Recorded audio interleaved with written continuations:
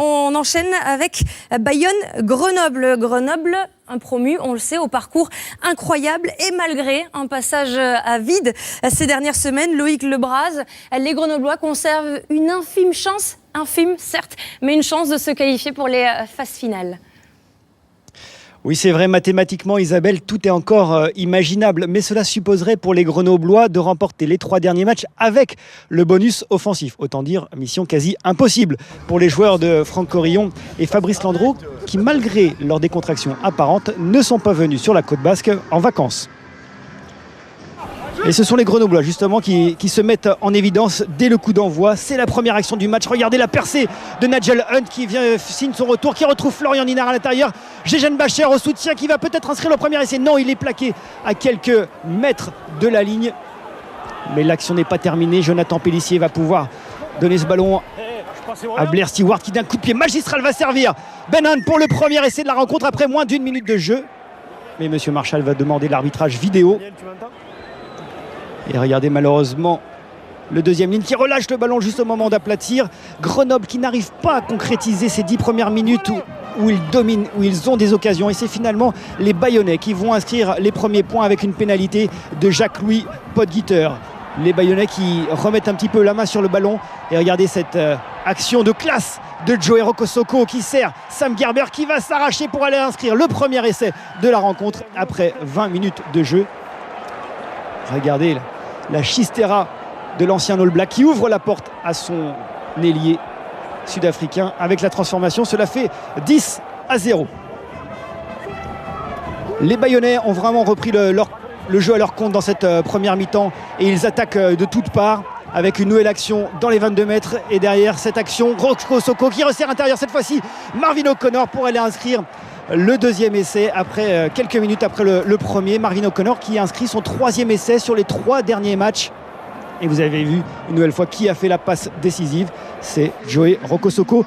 18-0 même avec une dernière pénalité. Les joueurs rentrent au vestiaire, non pas les Grenoblois. Il fait trop chaud, 45 degrés nous dit-on dans les vestiaires de Grenoble. Mais au retour, c'est les Bayonnais qui une nouvelle fois se sentent pousser des ailes comme le talonneur David Roumieux qui fête son 200e match en top 14, qui perce plein champ. Et derrière, regardez cette action une nouvelle fois des 3/4. Le ballon qui passe de main en main, qui va terminer avec Scott Spedding, Joey Rokosoko, dernier passeur. Une nouvelle fois pour qui? Pour Marvin O'Connor, qui va crucifier son ancienne équipe, l'ancien Grenoblois, qui marque le 3e essai. L'infériorité numérique qui coûte cher aux Grenoblois.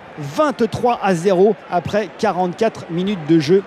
Joey Rokosoko qui ne marque pas mais qui donne les ballons à chaque fois pour les essais. Alors on attend évidemment une réaction de la part des Grenoblois. Il faut attendre la 52e minute avec cette percée de Blair Stewart. Jonathan Pélissier qui va servir Nigel Hunt lancé mais qui tombe sur la défense solide de la part des Bayonnais. Et puis Jonathan Pélissier en petit filou de demi-mêlée va aller inscrire le premier essai des Grenoblois. L'honneur est sauf. Et les Grenoblois qui n'en restent pas là, et ils profitent un petit peu d'un certain relâchement de la part des Bayonnais et de pas mal de plaquages manqués. C'est normal, ils avaient le bonus offensif, ils ne l'ont plus avec l'essai de Jonathan Pélissier, mais les Grenoblois qui continuent à attaquer et qui avec Buckle échappe ici un plaquage, retrouve Boutoni Doualevou qui va inscrire un deuxième essai entre les poteaux, un deuxième essai qui relance véritablement les Grenoblois. 23-0, 23-14 après 56 minutes de jeu.